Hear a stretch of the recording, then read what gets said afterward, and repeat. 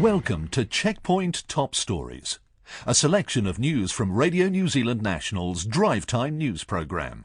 National's Maurice Williamson has resigned as minister after John Key found out he rang the police about their investigation into a wealthy Chinese businessman who'd assaulted his partner.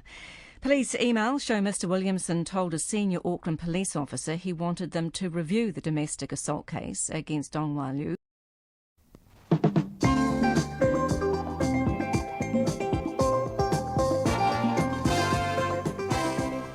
Good evening.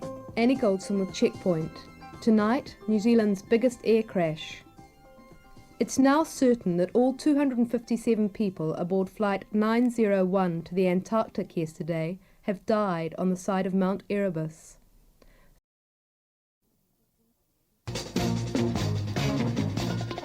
Good evening, I'm Kim Hill.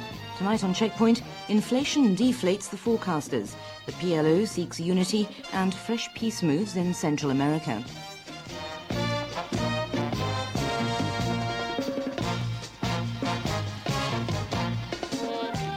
Inflation for the first 3 months of this year was 2.3%, well below all the forecasts, which ranged from 2.5% to around 3.5%. Right at the top of the range was Trade and Industry Minister David Cagle.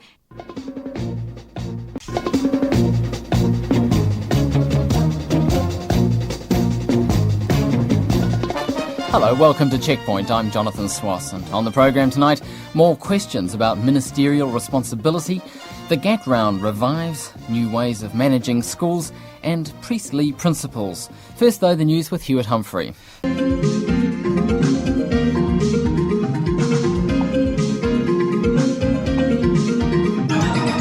In the programme tonight, blood on the streets of Johannesburg. What hope is there left for meaningful elections in South Africa? Firefighters on the brink. And Helen Clark shrugs off Jim Anderton.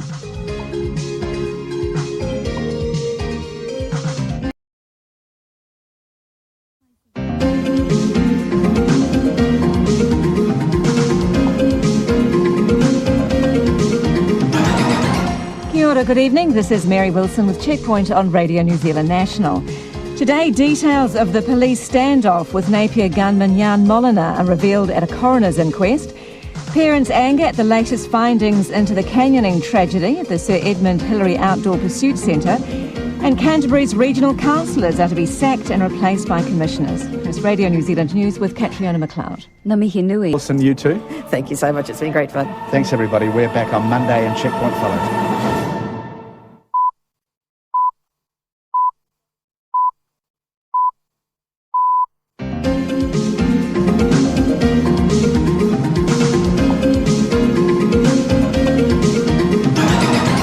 Good evening, this is Mary Wilson with Checkpoint on Radio New Zealand National. Today, the mastermind of a multi-million-dollar meth ring is sent to jail. School students are caught up in the Fonterra contamination scare, and a major security alert is underway at an American consulate in Pakistan. First, Radio New Zealand News with Wayne Mowat. Ngā mihi, good evening. Is that frightening music? Yeah.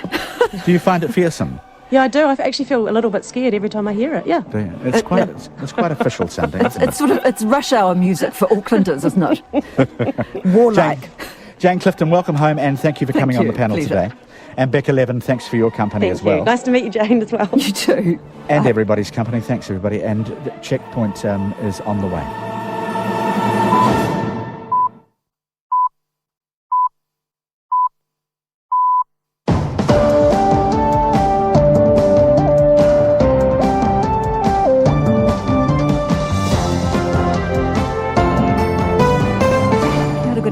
Checkpoint with Mary Wilson and Jim Mora on Radio New Zealand National.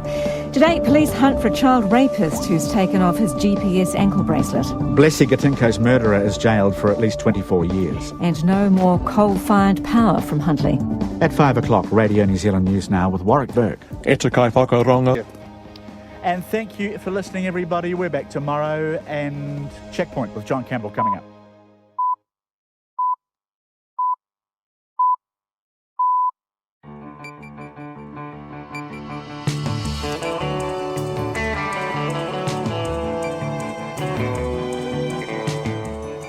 Kia ora everyone, I'm John Campbell. On behalf of the team, haere mai, welcome to Checkpoint on RNZ National. Tau te mai rā e hoa mā, hei kōrero, kei te haere, hei kaupapa, kei te karawhiua. Tonight, the average house price in Auckland cracks $1 million. We ask homeowners if they feel like millionaires. We asked Shamabeel Yaqub what happens next, and Housing Minister Nick Smith tells us first home buyers need to lower their expectations and think perhaps about apartment living, even if it's the same size as a bus shelter. Is there E. coli in the water? We go to Pahia Tour, 4 Commonwealth Games golds, 12 World Sevens crowns and 2 World Cup titles, but nothing in Rio. Sir Gordon Tetchin steps down as the men's sevens coach. All that plus Paula Bennett on social housing, and the US presidential campaign picks up its pace. Lots ahead in the next 89 minutes, but we begin, as always, with Katrina Batten and RNZ News. Kia ora.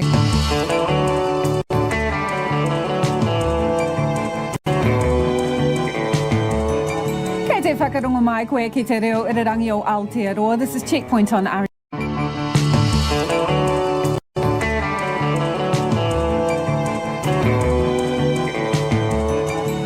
Whakarongo mai koe ki te reo irirangi o Aotearoa. This is Checkpoint on RNZ National. I'm Lisa Owen. E haere ake nei. The government loosens its stranglehold on COVID restrictions. Vaccination mandates for education, police and defence are going, along with vax passes and scanning in. And the party just got a whole lot bigger inside and out. We talked to sports venues celebrating the return of spectators, businesses and the COVID response minister. There's a state of emergency on the East Coast where locals are bracing for more atrocious weather. We'll go there live. Air New Zealand's brought back about 800 staff, reconsidering its own COVID mandates and nibbling at the Big Apple. Greg Foran joins us. And who's missing out on the 3-month half-price public transport package, and why? Catch us live on Sky Channel 83.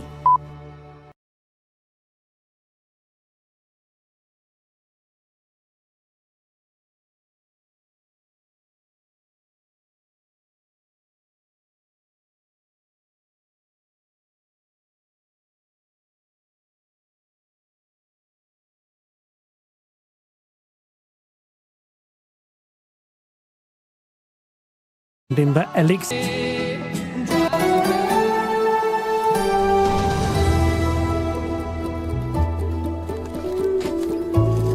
Kei te whakarongo mai koe ki te reo irirangi o Aotearoa. This is Checkpoint on RNZ National. I'm Lisa Owen. E haere ake nei.